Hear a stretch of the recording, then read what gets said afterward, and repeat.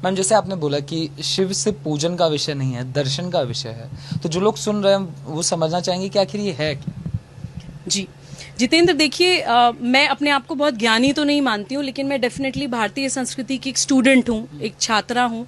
तो बहुत सारी चीज़ें पढ़ने की, समझने की कोशिश कर रही हूँ। जब शिव के बारे में मैंने जानने की कोशिश करी तो पहली चीज़ तो मुझे ये पता चली कि शिव और शंकर अलग अलग हैं।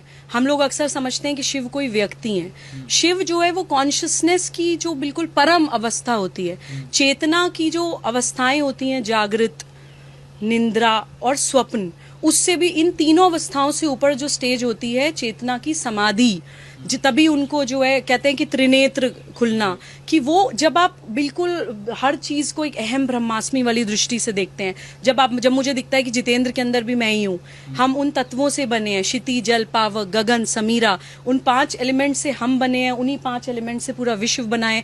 जब हम हर व्यक्ति के अंदर भगवान देखने लगते हैं, हर जीव के अंदर भगवान देखने लगते हैं, उस समाधि की, उस चेतना की एक्सट्रीम स्टेज को जब हम पहुंच जाते हैं, उसको कहा जाता है शिवत्व का प्राप्त होना। तभी मैं कहती हूँ कि शिव केवल पूजन का विषय नहीं है।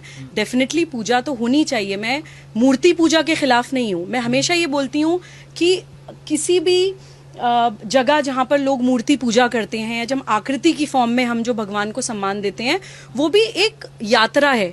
वो आकार से निराकार पे पहुंचने की एक यात्रा है। जैसे मेरा बच्चा छोटा है तो मैं उसको पहले बताती हूँ ए फॉर एप्पल, उसको दिखाती हूँ एप्पल लाल रंग का है, उसका ये शेप है, साइज है, फॉर्म है। जब वो समझ जाता है तब उसको बताती हूँ ए फॉर एरोप्लेन भी होता है, ए फॉर एंट भी होता है, ए फॉर एलिगेटर भी होता है। तो वो बड़ा ज्ञान प्राप्त करने से पहले जो स्टेजेस होती हैं, उन स्टेजेस के लिए मूर्ति पूजा मैं महत्वपूर्ण मानती हूँ। तो मुझे लगता है कि शिव केवल पूजन का विषय नहीं है, शिव दर्शन का विषय है। कुछ चीजें मैं और आपके चैनल के माध्यम से बताना चाहती हूँ कि जो क्वालिटीज, जो एट्रीब्यूट्स शिवत्व के अंदर होने चाहिए, या शिव से जो हमें सीखने की जरूरत है, उनकी बीवी अन्नपूर्णा, उनके ससुर हिमालय, रत्नों की खान जिसको कहा जाता है, बेटे गणेश जी, दोस्त कुबेर, स्वयं महान ईश्वर, आदि योगी, लेकिन फिर भी अलग समाज से, एकदम एकदम अकेले, उनको किसी चीज का लालच नहीं है, डिटैचमेंट जो भारतीय संस्कृति हमें सिखाती है, वो हमें शिव से सीखने की जरूरत है। उनको वैद्यनाथ भी कहा जाता है, यानी कि चिकित्सा के गुरु। उनको नटराज भी कहा जाता है, यानी नृत्य के गुरु। उनको आदि योगी भी कहा जाता है, यानी कि योग के गुरु। इनफैक्ट हमें तो इस चीज से शायद ज्यादा भारतीय लोग कनेक्ट कर पाएंगे कि श्री राम के भी गुरु हैं शिव, क्योंकि रामेश्वरम में श्री राम ने खुद शिवलिंग स्थापित किया था, जो आई थिंक जिन 12 ज्योतिर्लिंगों का मैंने जिक्र किया, उन 12 ज्योतिर्लिंग में से एक रामेश्वरम का ज्योतिर्लिंग है। तो श्री राम जिनको अपना गुरु मानते हो, वो कितना बड़ा दर्शन होगा, ये हमें समझने की जरूरत है। वो ओंकार भी हैं, जो एक ओंकार, जो एक कहते हैं कि यूनिवर्सल वाइब्रेशनल साउंड, क्रिएशन जिसको कहा जाता है, तो वो संहार भी हैं, वो क्रिएशन भी हैं, वो डिस्ट्रक्शन भी हैं।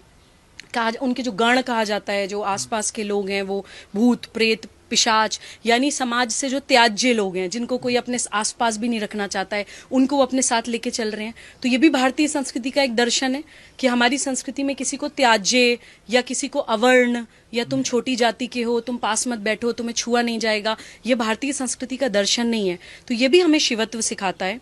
शिव को अर्धनारीश्वर भी कहा जाता है कि उन्होंने पार्वती जी को अपने अंदर समाहित कर लिया था। तो वो जो मेल फीमेल एनर्जी से पूरा यूनिवर्स बना है, जिसको यिन यांग भी कहते हैं बहुत से कल्चर्स में, या बहुत अलग अलग शब्द उनको दिए गए हैं, वो अर्धनारेश्वर का भी प्रिंसिपल हमें शिव सिखाते हैं। नारी अपमान हमारे देश में नहीं हो सकता है। नारी अपमान पे हमारे देश में महाभारत, रामायण जैसे युद्ध हो जाते हैं। ये सारी चीजें हमें दर्शन, जितने भी हमारे इतिहास हैं, हमारे शास्त्र हैं, हमारे भगवान हैं, या हमें जो भी पूजा पद्धतियां बताई जाती हैं, वो एक प्रोसेस है हमें उस महान दर्शन को सिंपल तरह से समझाने के लिए। उन एट्रीब्यूट्स को, उन क्वालिटीज को हम अपने अंदर आत्मसात कैसे करें, ये सिखाने के लिए ये हमारी भारतीय संस्कृति के दर्शन है। शिव को भोलेनाथ भी कहा जाता है कि भोले हैं, कि बहुत लोगों की ये मान्यता है कि आप शिव से जो भी मांगते हैं वो आपको मिलता है, बिकॉज वो भोले हैं। आप देखिए ना कि धरती के नीचे दबा दिया इतने सालों तक, कुछ नहीं, क्योंकि भोले हैं। लेकिन अगर भोले हैं तो आप ये मत सोचिए कि वो सर्वनाश भी करते हैं। भोले हैं, एक हद तक भोले हैं, एक लिमिट तक, एक सीमा तक भोले हैं। नीलकंठ हैं, समुद्र मंथन से जो जहर निकला था वो उनके अपने गर्दन के अंदर है। नीलकंठ हैं, लेकिन तांडव भी करते हैं। तो उस दर्शन को प्लीज समझिए, महाभारत के लेसन को समझिए, इस्लामिक प्रिंसिपल्स को समझिए, और भारतीय दर्शन को समझते हुए संप्रदाय से ऊपर उठकर प्लीज अध्यात्म को समझते हुए समस्या का समाधान मिलकर ढूंढिए। ये राजनीति का विषय नहीं है जितेंद्र, मैं ये बार बार दोहराना चाहती हूं कि किसी व्यक्ति, किसी संगठन, किसी पार्टी की जिम्मेदारी नहीं है जो हम सोचते हैं कि कोई राजनीति ही हमें इन समस्याओं से बाहर निकाल लेगी। भारत में समाज सत्ता राज सत्ता से बड़ी चीज है।